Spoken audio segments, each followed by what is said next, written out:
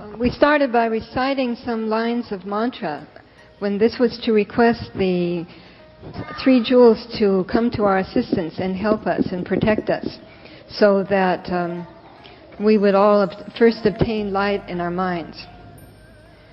Now we're talking not just about the right path for young people to go on, but also about the older people. If older people have not found a bright path to walk, they should quickly return the illumination, introspect, and seek that bright path. And the really young people should even less fail to take this chance to find the right road to walk on. But this bright road is not found on the outside. It's not to say, I'll get some kind of bargain, I'll get some advantages and help myself out. That's the bright path. That's a mistaken view. Actually, the bright path is to benefit others in all the moves you make, in everything you do.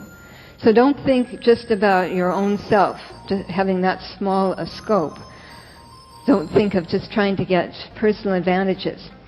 You must want to benefit other people. You have to think of other people's benefit as being your benefit. And then if we're that way, then in everything we do, we have to have concern for other people. Because helping others is the bright path. And not to help others is to take the dark road. To help others obtain happiness is the bright path. But if we just want happiness for ourselves, then that's the dark road. So you should develop your virtue so that it has brightness to it, that can illumine throughout the entire world, and have the light of your mind reach all the darkness in the minds of people everywhere, so it can dispel that darkness, and so everyone can go on the bright path. Well, how can we do this? First, you have to learn not to fight. The reason the world situation is so bad these days is due to you fight for benefit for yourself, the other person fights for benefit for him or herself. And since you're each looking for your own benefit, you end up fighting each other for the benefits. So if you're just wanting to get the advantages for yourself and say, I want to get advantages for myself, no one's thinking about helping the other person. No one's concerned about anybody else.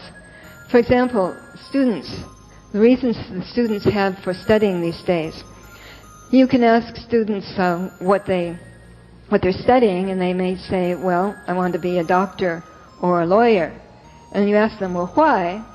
And they say, well, if I go into law or medicine, I can make the most of money, and in the future I'll be rich. However, that kind of wealth is something that ordinary people can see. But if you can develop your own reward of blessings, they're true blessings, then that's genuine wealth. But if you only do things for your own benefit, then that's not having any blessings. If you do things for others and are not concerned about your own benefit, then you'll have the reward of blessings.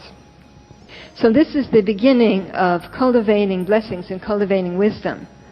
But most people discard what's fundamental and go after the superficial. They grasp at the branch tips and neglect the root, and that's darkness. But if you discard the branch tips and go for the root, then that's light. And if from morning to night you are working for the welfare of the entire world, then that's brightness. But if you're just concerned for yourself, then that's dark. If you don't do any evil, then that's light. And if you offer up all good conduct, that's brightness and light. And if you can diligently cultivate precept, samadhi, and wisdom, that's light. If you can put to rest greed, anger, and stupidity, then that's light. If in all respects you can then be concerned about others, as it said, don't do anything to other people you would not have you would not want done to yourself. So if there's something you wouldn't like to have put onto you, don't push that onto someone else. If you can be that way, then that's light. But if all the things you don't want yourself, you pass on to others, then that's darkness. If you do not offer up all good conduct, then that's darkness. If all you do is all evil, that's darkness. If you don't diligently cultivate precepts, samadhi, and wisdom, that's darkness. If you don't put to rest greed, anger, and stupidity, that's darkness. So, it just depends on which way you do it. It's like just turning it around, because bodhi is brightness, and afflictions are darkness. But if you are able to do this, then you can turn afflictions into bodhi, and then you'll find the light. If you're not able to do this, then every day you become afflicted, and that's darkness. So the ancients had a few lines that put this very well. They said, good people do not blame others. They won't say, oh, it's all his fault, or it's all her fault. If you blame others, if you just say, well, if it weren't for that person, then I could have done it. If you don't put the blame on other people and grab the merit for yourself, that's brightness. If you just pass the blame on to others and just seize the merit, then that's brightness. So most people don't understand this principle, and they just know their own small scope, but they don't see the big picture. But to put the blame on other people is to be an evil person. That's the second part of the saying. And then the worthy people do not get angry. If you get angry, that's darkness. If you don't get angry, that's light. So it said that if you do get angry, then you are someone who is stupid. So if you want to have wisdom, if you want to have that kind of light, don't get angry, because to get angry is to be dark. Then it said that wealthy people do not try to get bargains. The people who have true wealth and honor are not out to get a bargain at the expense of other people. Those who take advantage of other people are poor people. So if someone is true wealth, then they won't be trying to get a bargain all the time at the expense of others. And then the noble people do not have tempers. If you have a temper, then you are a lowly person, because to be noble is to have brightness, and that is to have no temper. To have a temper, to be a lowly person, that's darkness. So it all depends on whether you can do it or not. If you can do it, then it's light. And then people should not be jealous and obstructive of others. For example, among fellow students, you may see other students doing well in school, and they start to worry, well, will they get ahead of me? Don't have those kinds of fears. In everything you should do, you should yield to others, because to yield to others in all respects is to have light. But if you are jealous, if you are always calculating and sulking and worrying, then that's to be dark. So this is how to find. What you need to do is find the light. If you do not, if you're not out for the benefits, then that's darkness. Sorry, if you're not, I'm a little bit, there's a line I can't read here. If you're not, if you have great brightness in your mind, then that dispels all the darkness. Then you have this kind of light. But if you have afflictions in your mind, it's darkness. If you are without afflictions, then in your mind, then that's brightness. If you can be filial to your parents, then that's brightness. And if you can be loyal to your country, that's brightness. But if you're not filial to your parents, that's darkness. And if you're not loyal to your country, that's darkness. So you can see that these are related to each other as pairs, brightness and darkness, and it just depends which way you do it. And so if you want to obtain brightness, then you should not do any evil, but instead offer up all good conduct. 我们现在是不是留一点时间来问问题啊？问问题我首先要说明白了，太深的问题我不会答复啊，我也没读多少书啊，浅的我们大家共同来研究。不过我要能答复你的，我就说答复你；我答复不了的，那么我也老实不客气，就不答复。好了。Okay, now it's come. 谁问问题要把自己的名字写上，因为这要负责任。Okay. Now we've come to the question period, and first I want to tell you, if you ask questions that are too profound, I won't be able to answer them, because I haven't had a lot of education. But if they're just very simple questions, we can investigate them together. And if I can give you the answer, I will. If I can't give you the answer, I'll just, frankly, not be the least bit polite. I just won't answer the question. Also, when you write down your question, you have to put your name on it. You must take responsibility for what you ask. Okay, the first question we'll read. I believe that being a Buddhist in life's greatest blessing,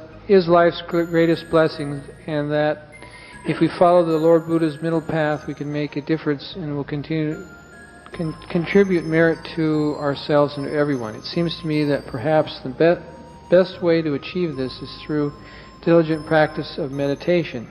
Would you please comment on mindfulness and patience for those who have not yet sought truth through meditation? We cannot find answers only in books. Also, as an American Buddhist, I'm concerned about the many forms of meditation in the U.S.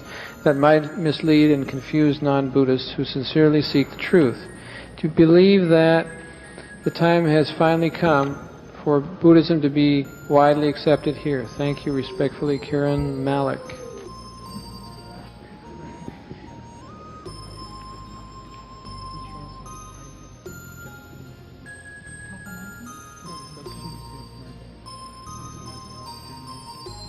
Okay, this is the answer.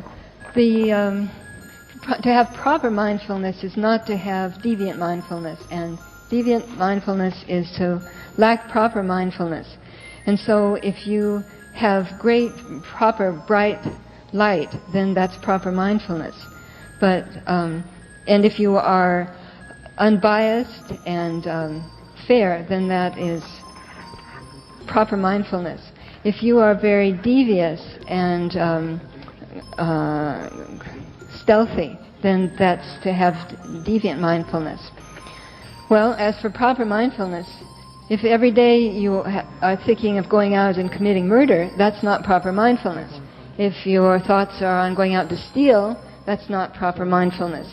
If you're intent upon sexual misconduct, then that's not proper mindfulness. If you are planning to lie, that's not proper mindfulness. If you are intending to take drugs or drink some alcohol, that's not proper mindfulness. So, and if you do not have those faults, then that's proper mindfulness. As for patience, the Chinese character is a pictograph, and it's a knife plunged into the heart. And this is the blade of the knife going into one's heart, and represents that it's very hard to bear. But if you can bear what you can't bear, then that's the virtue of patience. That means that if you can take what others can't take, if you can yield what others can't yield, if you can eat what others can't eat and undergo what others can't undergo, do what others can't do, and just bear with what others can't, then that is patience. I've just answered you very superficially. It really just doesn't require anything very profound. Whether it's like this or not, you probably know yourself. I actually don't know. 人是无价宝，人人使不好，要能会使他事事都能好。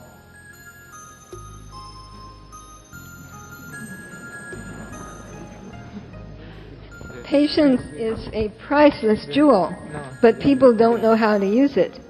If you were able to use it, then everything would turn out fine.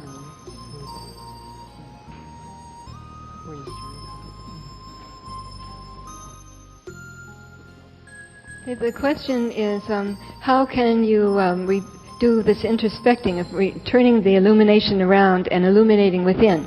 And the answer is, to do this reversal of the illumination is to seek for everything inside yourself. Don't go looking outside.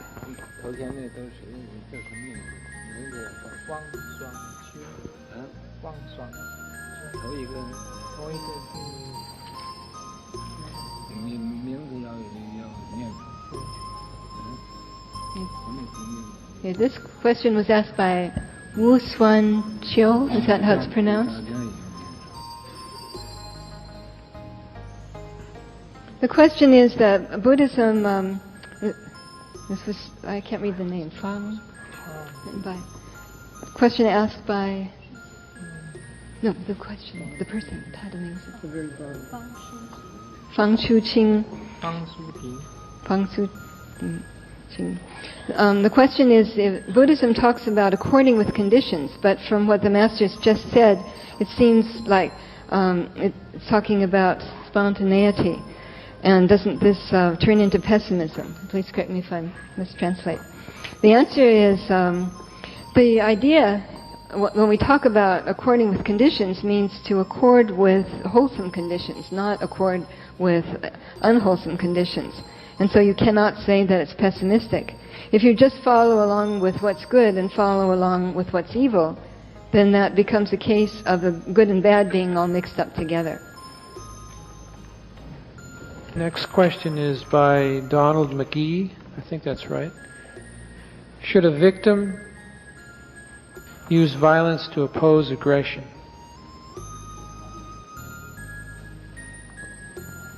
The answer is, if you repay violence with violence, then you are just committing acts of aggression upon each other. You're being aggressive towards each other. If you use virtue to influence people, then they will follow you of their own accord. But if you and be good, but if you use power to try to lead people, then they will follow along to avoid the punishment, but they will not become good.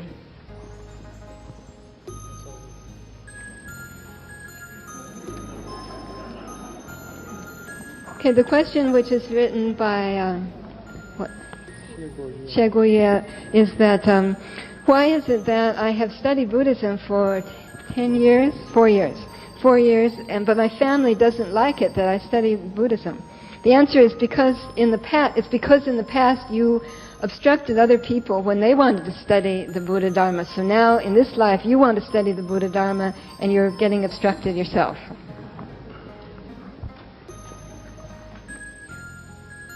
Here are 3 questions from a lay person. Her name is Zhang Si. The first question is, the Buddha says that we should be vegetarian, and he said that evil person will turn into the five kinds of animals. So that if the world people they eat meat, that is to benefit for the 5 kinds of animals, let them live suffering quickly and give a good place, a reborn to a good place. And should we say that is do kindness for the living beings? Okay, the answer is something like, if you go out and rob a bank and then give what you steal to the poor, isn't that having good intentions? Please. And so maybe if you can think parallelly, when I become an animal, then maybe I should be eaten faster. Really, can you have that kind? Would you have that kind of feeling? Would you be willing to do? Would that be having good intentions towards other people or not? I'm not sure I translate this right. Please help me.